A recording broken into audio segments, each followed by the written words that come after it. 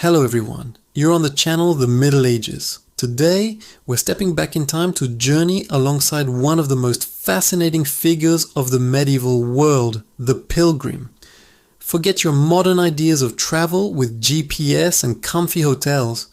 For people in the Middle Ages, a pilgrimage was the journey of a lifetime, a profound test of faith, endurance, and spirit. It wasn't a vacation, it was a sacred quest, fraught with danger and driven by a powerful desire for salvation, healing, or forgiveness.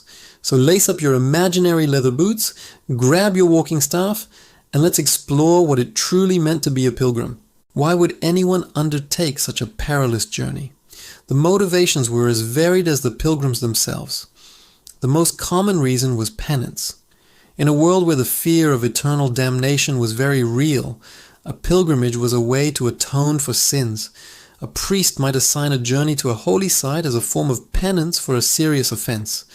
Others sought miraculous healing. Shrines dedicated to saints were believed to be places of immense power, where the sick and lame could be cured. Imagine suffering from a chronic illness with no modern medicine. A pilgrimage to the tomb of a saint like Thomas Becket in Canterbury offered a glimmer of hope. Then there were those who went to fulfill a vow, perhaps one made in a moment of desperation, promising a pilgrimage in exchange for a safe return from battle or recovery from a plague. And of course, some were driven by pure, simple devotion, wanting to be physically closer to God by visiting the places where saints had lived, died, or performed miracles. Before the first step was even taken, preparations were crucial. This wasn't a spontaneous trip. First, a pilgrim had to settle their affairs. This meant making a will, paying off debts, and asking for forgiveness from anyone they had wronged. They were, in essence, preparing for the possibility of never returning. Next came the practicalities.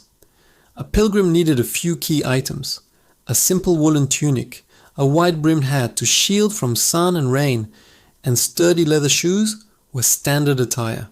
The most iconic items were the staff and the scrip.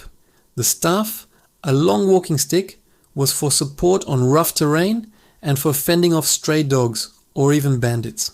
The scrip was a small leather pouch worn around the neck, used to carry a bit of money, a piece of bread, and perhaps a letter of introduction from their local priest. Getting the church's blessing was a vital step. A special mass would be held, where the priest would bless the pilgrim's staff and scrip, officially marking them as a servant of God on a holy mission. This religious status offered a degree of protection, as attacking a pilgrim was considered a grave sin. Once on the road, the pilgrim's world transformed. The journey itself was the heart of the experience. Roads were often little more than muddy tracks, and pilgrims traveled mostly on foot. A journey from England to Rome could take months, while a pilgrimage to Jerusalem could take over a year. The pace was slow, maybe 10 to 20 miles on a good day. Along the way, they faced constant challenges. The weather could be brutal: scorching sun, freezing rain, or unexpected snow. Getting lost was a real danger, as maps were rare and unreliable. Pilgrims often relied on word of mouth, following paths trodden by countless others before them. And then there were the human dangers. Bandits and highwaymen preyed on travelers, especially those they suspected of carrying money. Not all people were friendly, and pilgrims could be met with suspicion or hostility in unfamiliar lands. They had to be constantly vigilant. To counter these dangers, pilgrims often traveled in groups. This provided safety in numbers, and just as importantly, companionship. The road was a lonely place, and sharing stories, songs, and prayers with fellow travelers helped to pass the time and bolster their spirits. Think of Chaucer's Canterbury Tales, a diverse group of pilgrims telling stories to entertain each other on the road to Canterbury. This was a reflection of reality. The journey forged powerful bonds between people from all walks of life. So where did they sleep, and what did they eat? Accommodation was a mix of options. Wealthier pilgrims might stay in inns, though these were often crowded, dirty, and of dubious quality. For the less fortunate, the primary source of lodging was the network of monasteries and hospices that dotted the pilgrimage routes. Religious houses had a duty to provide hospitality to travelers, offering a simple meal and a place to sleep on the floor of a common room. These were safe havens, places of rest and spiritual renewal. Food was simple and scarce. Pilgrims carried what they could, like hard bread and cheese. They would supplement this by begging for food or buying it in towns they passed through. Water was often drawn from streams which carried the risk of disease. Every sip of water and every bite of food was a gamble. Sickness was a constant companion on the road, and many pilgrims succumbed to illness or exhaustion long before reaching their destination. After weeks or months of hardship, the sight of their destination was an incredibly emotional moment. Approaching a holy city like Rome or Jerusalem, or a great cathedral like Santiago de Compostela, pilgrims would often fall to their knees, weeping with joy and relief. They had made it. Their journey was nearing its climax. Upon arrival, they wouldn't just go sightseeing. The experience was structured and deeply spiritual. The first stop was usually a place to confess their sins, to purify themselves before entering the holy space. Then they would approach the central shrine, the tomb or relics of the saint.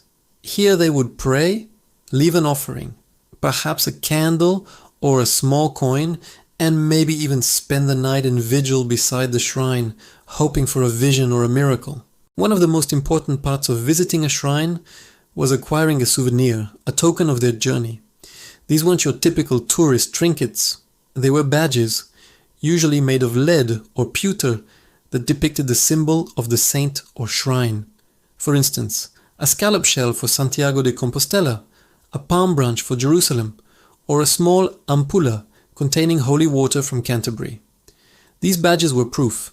When the pilgrim returned home, they would proudly wear this badge on their hat or cloak. It showed everyone that they had completed their sacred vow.